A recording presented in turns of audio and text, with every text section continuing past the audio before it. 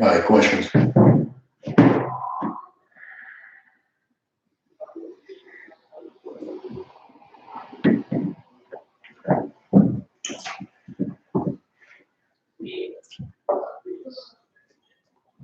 Any questions on?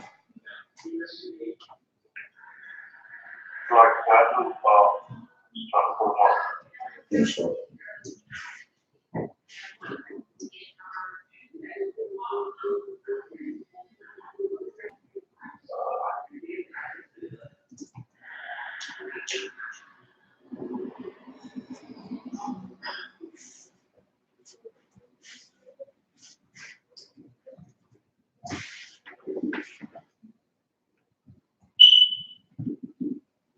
If I could, in John 16:7,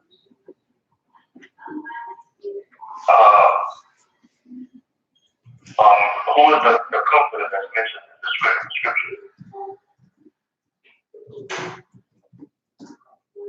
Go ahead and pull it.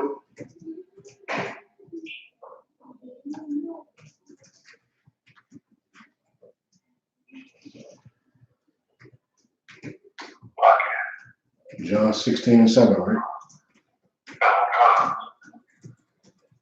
I'll pull it up now. In the book of John, chapter 16, verse 7. All you have? Oh, good. Nevertheless, I tell you the truth. It is expedient for you that I go away. For if I go not away, the Comforter will not come unto you. But if I depart, I will send him unto you. If I could, sir. I just wanted to just to verify, because the brother had asked the question,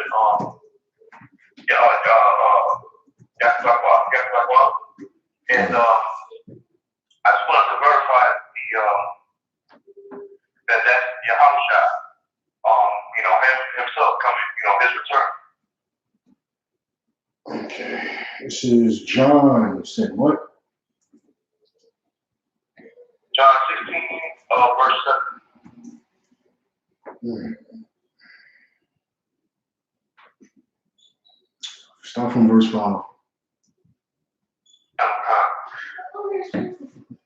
John chapter 16, verse 5. But now I go my way to him that sent me, and none of you asketh me, whither goest thou?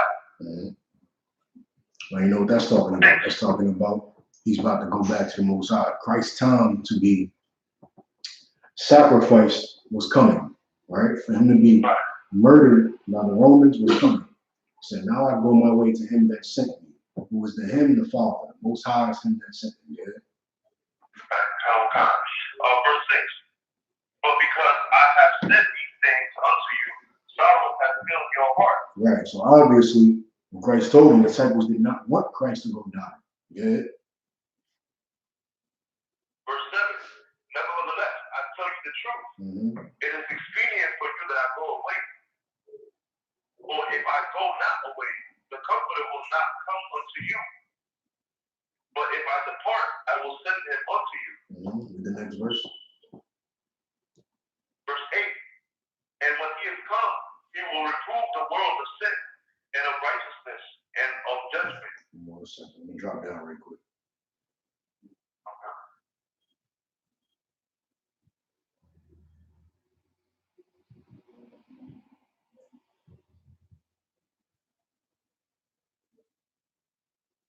Okay, so down the Comforter. The Comforter is the Holy Spirit, right? Now, he is saying him, so I'm not going to make conjecture here, and I'm going to get confirmation of who the him is here, but the Comforter is the Holy Spirit.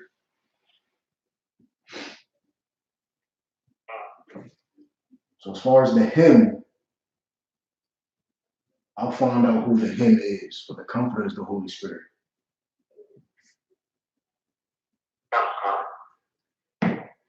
All right. Any other questions? If I could, I have another question as well. In John 1 and 13, I just want to get a breakdown of it. The book of John 1 and 13. All I can have. He says that y'all say common, he's asking, does every brother have the scripture so he doesn't leave y'all behind? So go ahead, say it again so I can move. The book of John, chapter 1, verse 13. All I can have.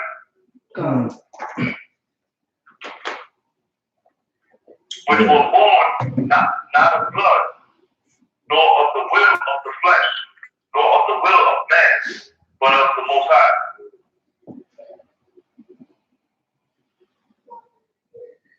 What's your question? I just wanted to get a breakdown of it, you know what I'm saying? Just so, because this sounds like, I was reading it the other day, and it looked like,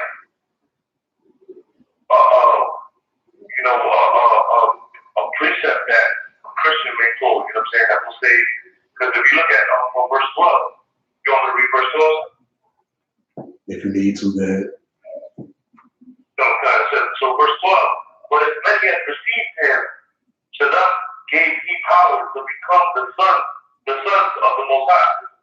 Right. Even to them that believe on his name, right. which were born not of blood, nor of the will of the flesh, nor of the will of man, but of the Most High.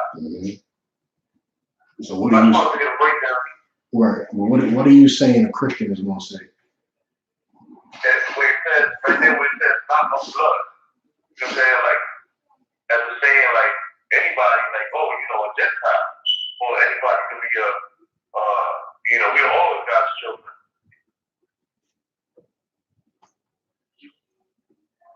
Right. No problem. Go ahead and jump up to verse 6. Verse 6. There was a man sent from the Most High, whose name was John. Verse 7. The same came for a witness, to bear witness of the light, that all men through him might believe. Verse 8. He was not that light. Right. John was not that light. He was a witness to the light, yeah. But was sent to bear witness of that light. What is the light?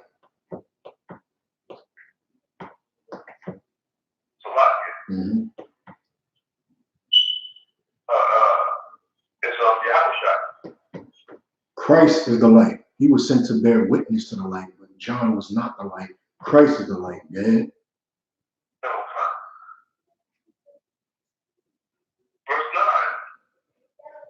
That was the true light, which lighteth every man that cometh into the world. Right. So Christ is responsible for anyone changing their life.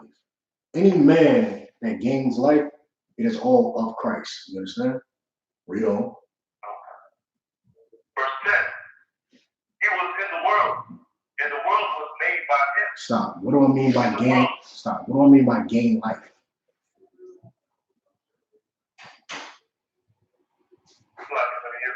What do I mean by gain life?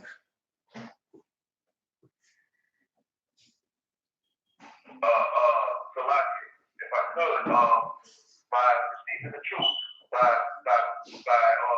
coming into the truth, and receiving, per se, to receive the breath of life. Right, coming into the truth, follow the law, statutes, and commandments. Any man that is able to change his life and do that, it is all of Christ. Right? Read on.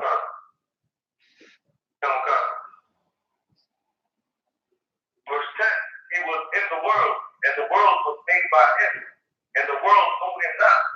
You understand? He was in the world, and the world was made by him, and the world knew him not. You have to have a little bit of understanding. What is this talking about?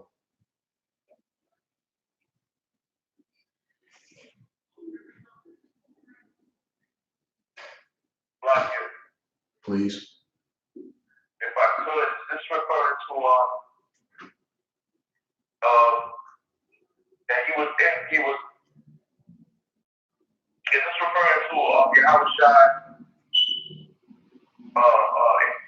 making, making the Yahweh Shah is responsible for this earth being made. You understand? He's responsible for what? Creation. He's responsible for create these planets, create these fish, create the animals, create people, do this, do that. He's responsible for that. He was in the world, and the world was made by him, and the world knew him not. Meaning what? They were amongst the very man who instructed the creation of everything they saw before them, and they did not acknowledge it. You understand? They didn't acknowledge the fact that Christ was responsible for orchestrating everything they saw on earth. All right, read on. Verse 11. He came unto his own, and his own received him not. Well, he came into his family. He came into the ones that were around him. What is his own in relation to? Read the next verse, and I'm asking the question. Read the next verse. Verse 12. But as many as received him, to them gave he power to become the sons of the Most High. Even to them that believe on his name. So when it says he came unto his own received him not, what is that talking about? That he came unto his own, you know, he came unto Israelites, and they didn't receive him. Okay, so after that, did he start going to non-Israelites? So what is this talking about? He came unto his own received him not. But as many as received him, to them gave he power to become the sons of God. This is something you all go through every day.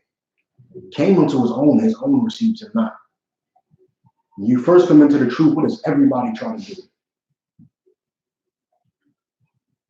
If I could, they try to pull you out of it. They do. But in relation, on topic. When you come into the truth, what does everyone who comes into the truth try to do?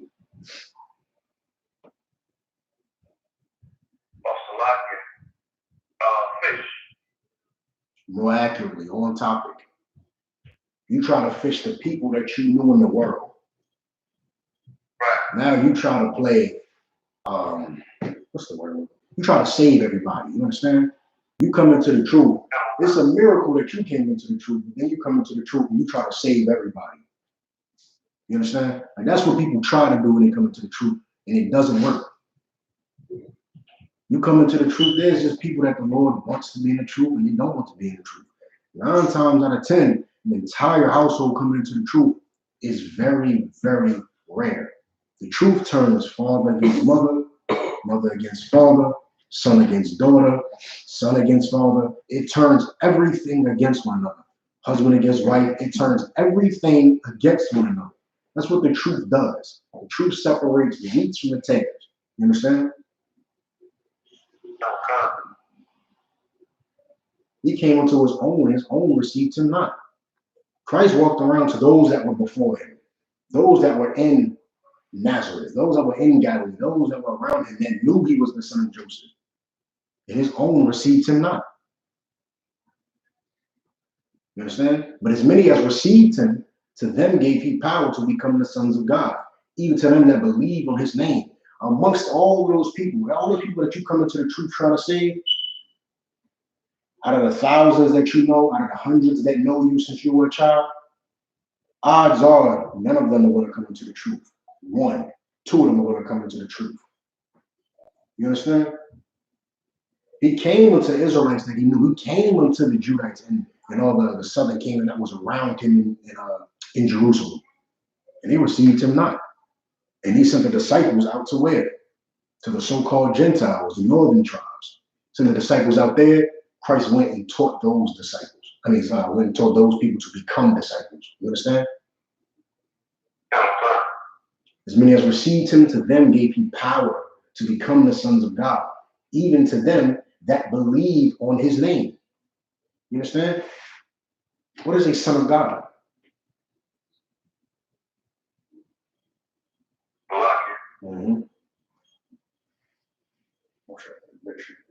It's one who does the will of the Most High, one who keeps the law, statutes, and commandments. And who was the only race of people who was capable of doing that?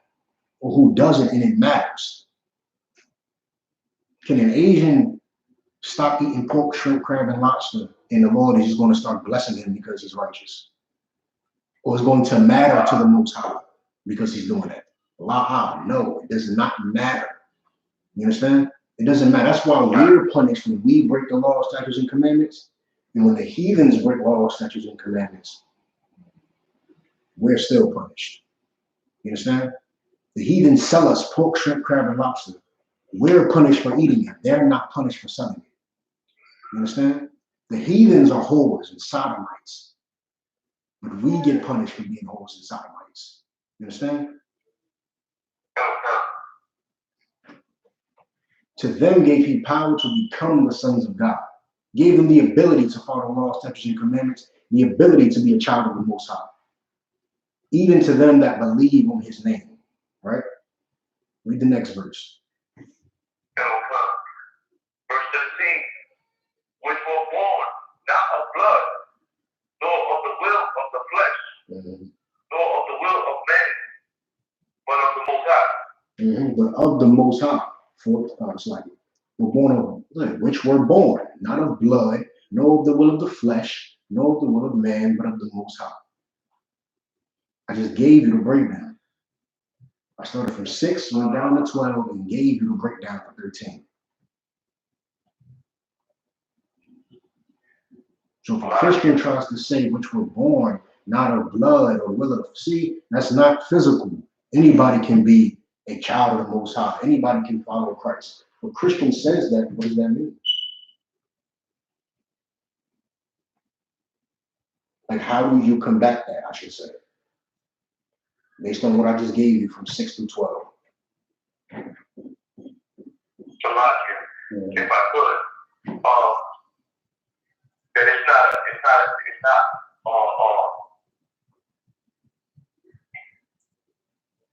because it's saying in verse 12, the sons of God, you know what I'm saying, it's only Israel. And then when you go to 13, you know what I'm saying, it's for the Israelites who receive the truth. That they're not receiving it, they're not born into the truth. You know what I'm saying? Like they're not born into the truth, they're not receiving the truth from when they're born, but they're receiving the truth after. You know what I'm saying? After they're like Adam, per se. No. Which were born, right? Not of blood, nor of the will of the flesh, nor of the will of man, but of the Most High. When you come into the truth, what does the truth become? Your family. To you, the truth becomes your family. Before the truth, what did you have? A family. You also had a family before the truth. 13 says, which were born, not of blood, and not of the will of the flesh, nor of the will of man, but of the Most High. You have a family which you were born into. You have blood ties. This is your blood auntie, your blood uncle, your blood son, your blood cousin. These are direct blood relations, right? Through the men in your family, the women in your family, you have blood relations to these people, right? Right. Now, these men that Christ is talking about that follow him, he was not born with them. He does not, this is not his blood cousins and his blood brothers. It's not of the will of the flesh or of the will of man, but of the Most High. All of these men came together because they all serve God. But verse 12 verifies what? They are all Israelites. And how do you prove that? You prove what a son of God is, and you prove that the only way to follow God, one prerequisite, meaning a requirement to follow God, is you being an Israelite. You understand? Now, where would you jump to for that? I believe that's Psalms like 58 and 3 or something like that. Israel, a saint is an Israelite or something like that. You can also jump to 147 in Psalms where it says only Jacob could follow the law. You could jump to James, sent to the. It's so many places you could jump to. Anything that says were scattered abroad, and the disciples that were sent to the tribes scattered abroad, and go not into the way of the Gentile. All of these things is just proving that this is not talking about white people and Asian people and African people and black people all coming together, being able to serve God. That's not what this is talking about. Christian pulls John 1:13. I'll tell you to read from 12. Read from 11 to 12. He came unto his own received him not. Especially if you're talking to a black Christian, which 9 times out of 10 it will be. You're going to be talking to him in that moment, and he's not going to be receiving you. You can tell him that, you understand? Like, you can tell him, you're arguing me about this, and you're not receiving me. But as many as have received him, all these brothers that are behind the line with you, all the brothers that are in the I.S.U.P.K with you, that have received that doctrine, to them gave he power to become the sons of God. Because we believe on the name of Christ, yada, yada, yada. I don't have to give you the whole breakdown of the argument, do I? I get it now. The what? Oh, so any other questions? All right, no sweat. What I'm going to do is I'm going to jump into my topic, right? As y'all know, there was a so-called domestic terrorist shooting in Jersey City. I believe a cop died. 3 or 4 Jewish people were killed, or 3 Jewish people and a Hispanic brother was killed in Jersey City in broad daylight on Tuesday morning or something like that, or Tuesday afternoon. All right. And if you don't know, they tried to tie the story to who? Us. They tried to say we were responsible. They put pictures up in articles linking us to them. Said the shooter supposedly believed he was a black Hebrew Israelite. Said he followed the doctrine and he believed in such and such. He wrote a note and left it in the van. All types of ridiculous about how he hates Jewish people. Supposedly he killed a cop on his way over there to the cemetery. All types of nonsense is coming out of the story. And of course, the news did not miss the chance to try to label us as affiliates and label us as known associates to this lone nutcase. You understand? Well, as you know, in I.S.U.P.K, we do not advocate violence, nor have we ever laid a finger on any white person or any other race of person at all. We do not advocate violence. You understand? Right. Give me Hebrews 12 and 11. Now, I'm trying to find a news story as I'm putting this out. I've been looking for it for a while.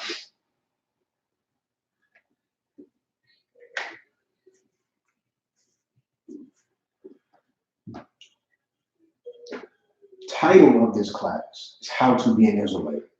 That is the title of this class because that man heard something on a corner somewhere by some fake Israelites, some nuts, and decided that he would go, him and his wife, I believe, would go and purchase AR-15s, Glock 9s, Glock 17s, a 22, and some other gun, and decided to make homemade silencers, homemade shell catchers, and in broad day, went in a Jewish deli and killed Jewish people, and left a note in his van saying that he did these actions because he heard the Hebrew Israelites speaking on the call.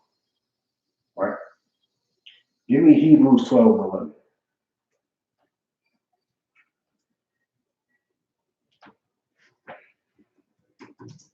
The book of Hebrews, chapter 12, verse 11. All I can have it. Now, no chastening for the present seemeth to be joyous, but grievous. Now, no chastening for the present seemeth to be joyous. What is a chastening? You chasten somebody. Yeah.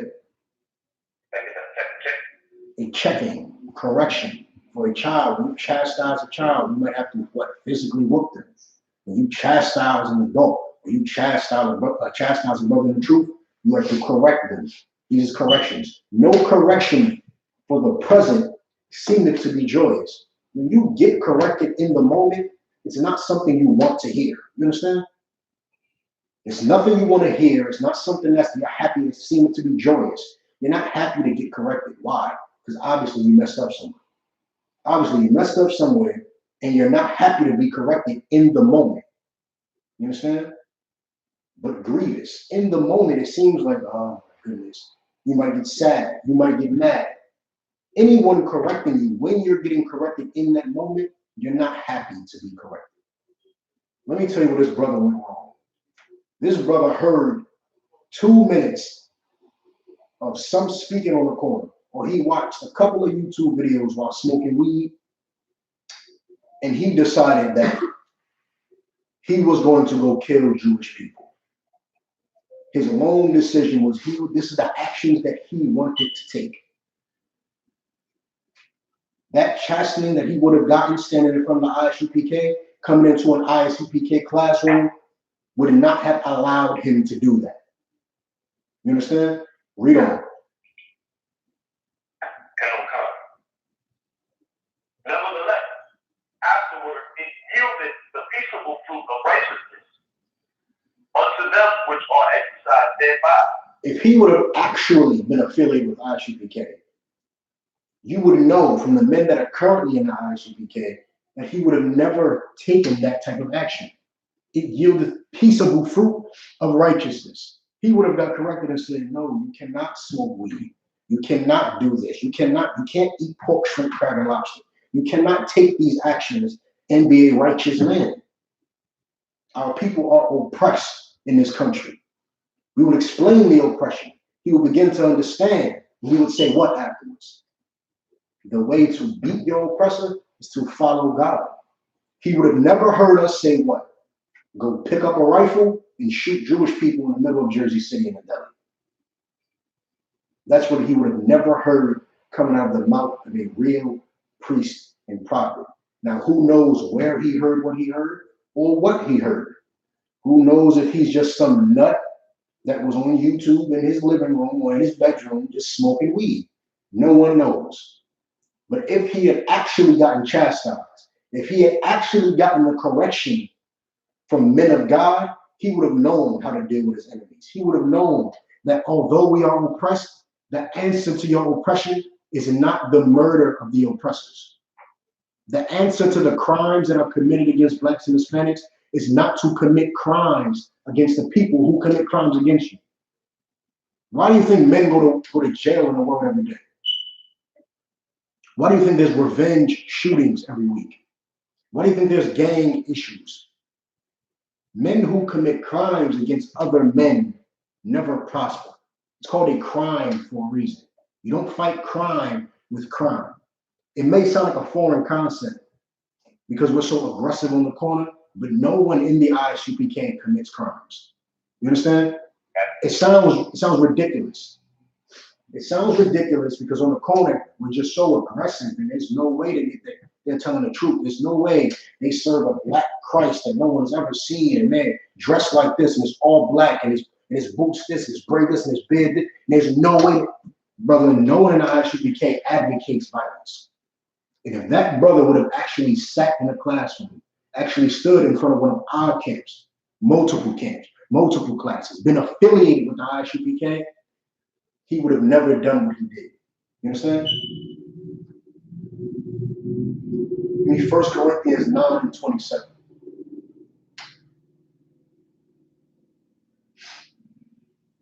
And if I could, it says, yieldeth the peaceable fruit of righteousness unto them which are exercised thereby. You understand? Only by actually learning the doctrine and changing yourself does that work. You cannot hear a piece of the doctrine. You can't hear us on the corner one time. You can't look from the outside and never come in and think that you're going to change your life. You're going to become like the men that you see before you, or the men that you see on YouTube, or that you see on the street corner. You will never become that if you do not fully envelop with these men envelop. The men of the I.S.U.P.K give up their lives to come and serve Christ. They give their desires, they give their wants, they give up some of their needs to come and serve Christ. You can never amount to those type of men if you do not do the same thing. You can't look from the outside and decide that now you want to shoot up delis and you can blame the Israelite movement. I can write notes and blame the Israelite movement because I smoked a pound of weed in a house and watched YouTube for 72 hours straight, and something clicked in my mind to go cause a mass shooting. Read 1 Corinthians 9:27. The book of 1 Corinthians chapter 9, verse 27. All I can have. Come good. But I keep under my body and bring it into subjection, lest that by any means, when I have preached to others, I myself should be a castaway. Read it again. 1 Corinthians 9:27. But I keep under my body and bring it into subjection. I bring my body into subjection. Things that you want to do, that your flesh wants to do, you're supposed to bring it into subjection, like Paul says. As a man of God, you fight your flesh. There's things you want to do. Like coming into the truth, being a man of God, does not completely dissipate. Or in other words, it does not cause the desire of the world to completely disappear. What it does cause you to do is give you the strength to never fall into those temptations again. That's what it does. The world will always be here. The world is here. The difference is you can change yourself and come out of the world and bring your body into subjection. You're going to want to sleep with that whore. You're going to say, what? I won't sleep with that whore. You're going to want to eat pork, shrimp, crab, and lobster. You're going to want to smoke weed. And you're going to do what? I can't smoke weed. I can't eat pork, shrimp, crab, and lobster.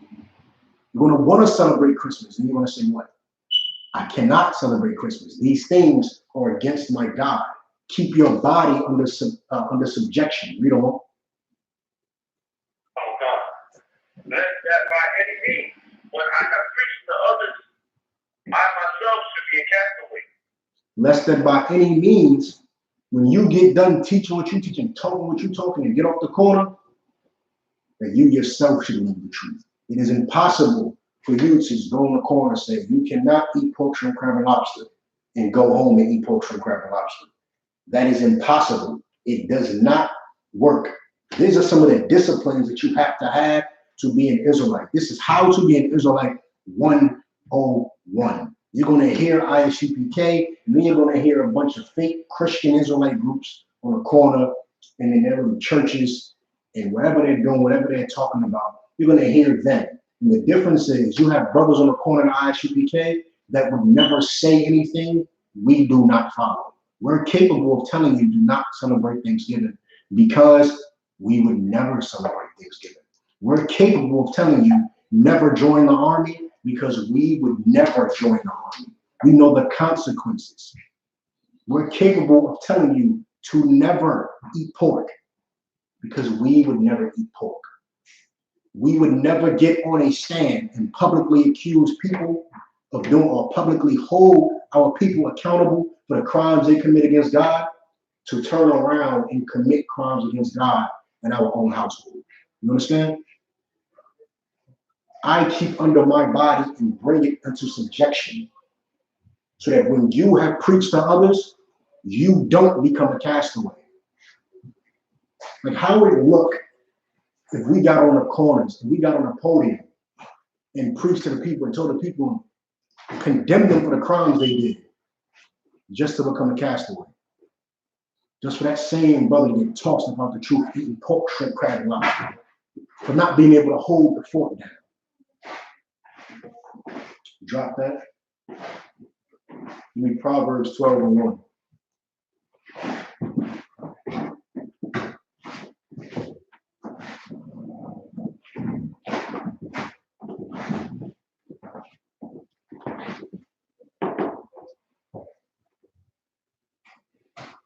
The book of Proverbs chapter 12, verse 1. All I can have.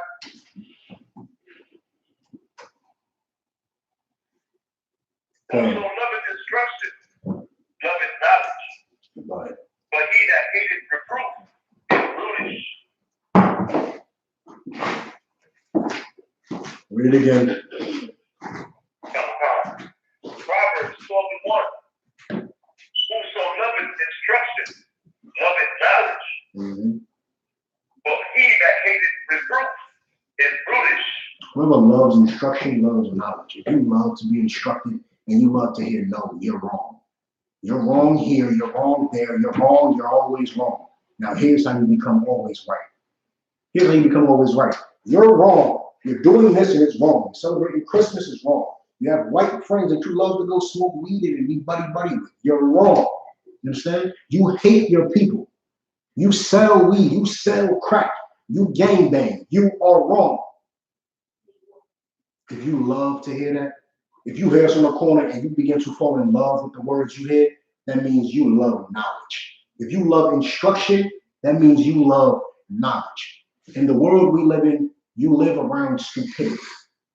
You live around stupidity and ignorance from people who just sit in front of televisions all day, wait for the next Sunday to come around to go to church, wait for the next Saturday to come around to go to the club, 9 to 5 running through Friday, and just go with the flow and never challenge their oppressor, never fight for their people. You live in a stupid, complacent, ignorant society. But he that hateth reproof is brutish. He that hateth reproof is brutish. I told you that. I told you that's what I heard that. That was already announced. Read that second part again. Or read the scripture again. The book of Proverbs, chapter 12, verse 1. Whoso loveth instruction, loveth knowledge. But he that hateth reproof is brutish. If you hate to be correct, then you're brutish. What does it mean to be a brute? On the actual definition, what does it mean to be a brute? You're a brutish man. If you love instruction, you love knowledge, you love to hear that you're wrong. Damn, I've been living wrong. Let me tell you something.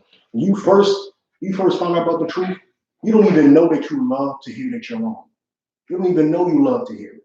All you know is your life is in a whirlpool. You know, your life is twisting and turning and everything is wrong for you. And you're looking for a way out. And then you just hear brothers that just say, your life is turned upside down, brother, because you follow the oppressor. You don't follow God. You're going to church still. You're doing this, you're doing that. Brother, you're wearing the skinny jeans. You're selling the weed. You're smoking the weed. That's why your life is upside down. And when you hear it, you don't even know you're falling in love with the instruction. All you know is somebody finally had enough gall to tell you what you're doing is wrong. Islam was not able to tell you that because they're doing it too. Even if they tell you, you're looking at them like, that's a crack too. The church couldn't tell you because the church would be like, you gotta come in and start loving God. And you're like, if you really love God, why are you sleeping with everyone's wife in here? Why is the bouncer not really a bouncer? Why is your uncle protecting the door and he's not protecting nothing? Don't forget Dylan Roof walked in the church and let off 9. He reloaded the clip 5 times. You understand? 5 different times. He reloaded the same clip. Now he ain't have fresh clips. He put new bullets in the same clip. Don't forget that. Your uncle that's guarding the church door that greets everyone when they come in, he's not guarding anything. He's just there. So they can't tell you how to be a man in church. They can't tell you how to follow God in the mosque. And then you walk past the I.S.U.P.K. or you look at the I.S.U.P.K. on YouTube. Or you got a number from a brother about something. And then what? Everything changed. The voice you heard was the voice of a man who you knew would never lay down his sword. The voice of a man that you knew stood on everything he said and did everything he said. You didn't have to question, does he do everything he said? Does he talk about that? Do they actually live that life? It's obvious that we are the only people on earth who live the life we talk about. You'll get a lie from the Christians. You'll get a lie from Muslims. You'll get a lie from, I say Hotep because they have too many denominations under that umbrella. Same thing with Christians. I'm not going to sit here and say Baptist, Pentecostal, the St. Luke Church. I'm not doing all that. Christians. Same thing with the hotels. You got some believe in Ross, some believe in Wabi, some believe in this, some believe in Umar Johnson, some believe, whatever. If you are believing in Hotep, Christianity, Islam, or anything related to those denominations, Judaism, what's the other thing? Jehovah's Witness, all of that, Hinduism, Buddhism, they do not really stand on what they believe in. They don't stand on it. Now, what is a brutish man? Mm-hmm. Have brute in the 1828 Webster's Dictionary. Mm-hmm. And the first definition says senseless, unconscious. The second, irrational, very as a brute beast. Right. There you go. Irrational, senseless, unconscious, right? Another definition, a savagely violent, brutal person or animal. A savage would commit acts of domestic terrorism. Now, I don't know the brother. I don't know what possessed him to do that. I don't know anything about it. Until they release more information, no one will know anything more about that, about the shooter. But I tell you what he wasn't. He was not a sane man. He was not a mentally sound person who would have came from the school known as I.S.U.P.K. He did not train under Commander General YAHANNA. Right. He did not train under any man in this school for him to have taken it upon himself to shoot up a deli on a Tuesday afternoon. And they're also charging, I said it earlier, they're charging him with the death of a cop in a cemetery an hour before that. This is not a sane man. Whatever actions him and that woman took of his, they were both not sane. And insanity does not come from I.S.U.P.K. Insanity is confusion. That is of Satan. If you know anything about One West, we are not affiliated with anything satanic. Everything about us is godly. The braids are godly. The boots are godly. The chains are godly. The shields of David, they're godly. What comes out of our mouth is godly. You understand? He was a brutish man. He's a very brutish man. He that hateth reproof, whoever hates to be corrected is a savage. You understand? So you should never get upset when you try to correct somebody and it seems like you can't break through them. You try to correct them. If you are a man of God and you are correcting somebody and they just don't get it, they're a savage. You understand? They are a savage. And you can wash your hands with it. Drop that. Give me Psalms 139 and 21. Now that give Commander General YAHANNA a hand, right? He did an interview in Philly with Channel 6 and another news outlet as well. Channel 6 and another news outlet. I'm not familiar with it. Who's Channel 5? Channel 5. So he was Channel 5 and Channel 6. I'm not sure how to Philly with channel the news on Philly, the Philly news channels are out there. He did 2 separate interviews, right? One with a Caucasian man and one with a sister. Now, the questions that were asked, particularly by the Caucasian man, right, were related to hate. Do you hate white people? Do you hate Jewish people? You claim that the Jewish man is not the real Jew, so do you hate him? You say you hate crimes, or do you hate that? It was all about who do you hate then? Southern Poverty Law Center has us listed as a hate group. If you go online and go to Southern Poverty Law Center, it says Israelite School of Universal Practical Knowledge, hate group, Foundation, Philadelphia. You understand? It will tell you that we are a hate group. Here's the problem. The problem in America is when you love Black people to the extent that the I.S.U.P.K. loves Blacks and Hispanics, it is seen as hate by everyone else.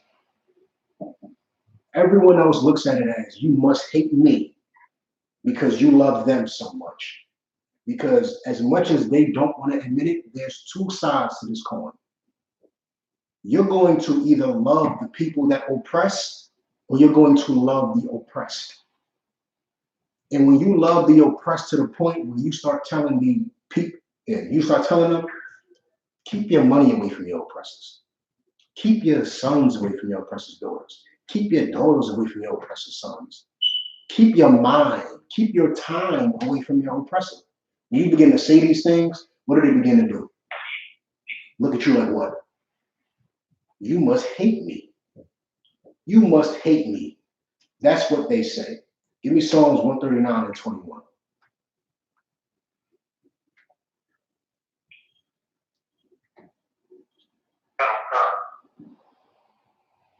But the Psalms, chapter 139, verse 21. All I have, Time.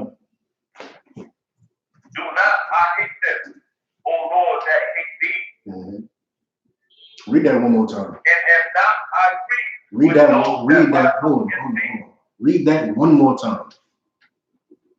God. Book of Psalms, chapter 139, verse 21. Because perhaps that's a mistranslation, right? Perhaps that's just misspelled. We read it wrong. Maybe we just tripping, right? Maybe hatred is nowhere in the Bible, right? Maybe we're on that list because we're an actual hate group and we're evil and we're wicked and we must be stopped. Maybe the Southern Poverty Law Center just got it correct. Read what you got again. Psalm 139, verse 21. Do not I hate them, O Lord, that hate thee. We do not have a personal grudge with any race. Personal grudge? I don't know Dylan and Matthew from sales. I don't know Dylan and Matthew. I don't know Rabbi, what's a Jewish name? Rabbi Ashkenaz. I don't know. Rabbi Tootie. I don't know. We don't know them. We don't have a personal grudge with these people or with their race.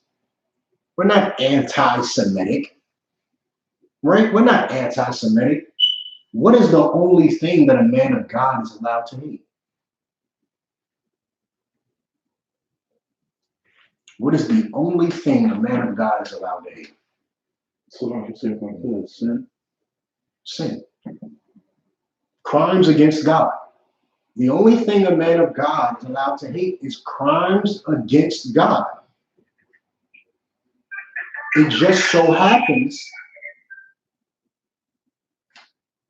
that in this country, the people who rule this majority Caucasian country, they just commit crimes.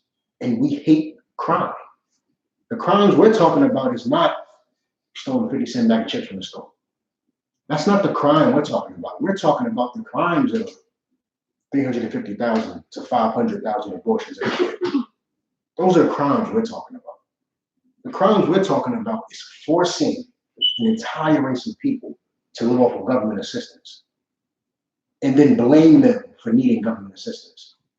Those are the crimes we're talking about. The crimes we're talking about is the systematic oppression, the systematic incarceration of this race, of our races, of young black males. Those are crimes. And according to the Bible, you should hate crime. You understand? Do not I hate them, O Lord, that hate thee? Anyone who loves God could not possibly systematically oppress the entire race of people, could they? No. That is against God. You ask a Christian will tell you what? God is all love. And you tell them, I hate crime because I hate abortions, and I hate the ham that's served on Thanksgiving. I hate this, I hate that. Whoa, you hate. You can't hate. God is all love. But don't you hate what God hates? If God said, I don't want you to commit a crime against me, and you say you love God, that means you should hate what? Crimes against him. Read the rest of that verse. Come on, come. And not I grieved with those that rise up against thee. And am not I grieved with those that rise up against anyone that comes against God? Shouldn't you feel that as a priest and prophet? Shouldn't you take that as something you must take action against as a priest and prophet? Now, we don't authorize violence. What I mean by take action, correction. We hit the streets corner and say, you say what? Don't eat the pork, shrimp, crab, and lobster. Don't do it. It's a crime against God. Stop telling black people, stop funding abortion programs. Stop. Stop giving money to black women as an incentive to kick the black man out the house. We say stop doing these things because they're crimes. Those are not just crimes unto the powers that be. Those aren't just crimes unto the law that prevails over this land. Those are crimes unto God. And you must hate what God hates.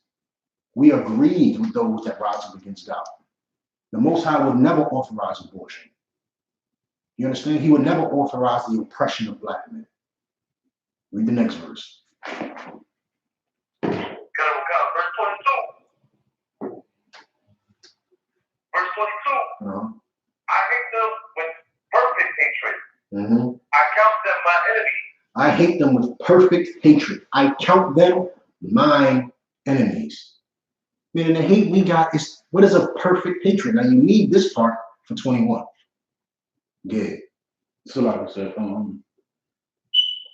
I hate them with a perfect hatred, meaning I have a reason to hate you. You have a reason. But not even to hate you. What is, for your hatred to be perfect, right? If I hate Dylan, I hate Dylan. That's not a perfect hatred. Why do you hate Dylan? Because he's Dylan? It's not perfect.